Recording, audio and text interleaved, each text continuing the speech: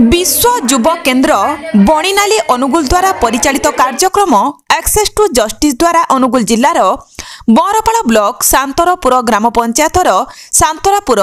पुरीखिया बालीसाही सोमाकोई ग्राम में सचेतनता कार्यक्रम अनुष्ठित हो जाइछि। उक्त कार्यक्रम में किशोर किशोरी और MBK CRP ward member anganwadi ASHA और ग्रामर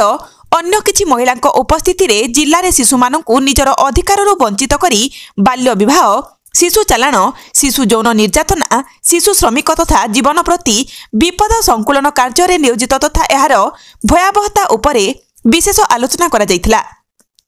बाल्य विवाह तथा शिशु को श्रम नियोजित करुवा लोकों पई भारतीय आईन अनुजाई बाल्य विवाहर दंड विधान और नियमावली एवं प्रत्येक शिशुर 4टी प्राथमिक अधिकार विषय में आलोचना करथिले।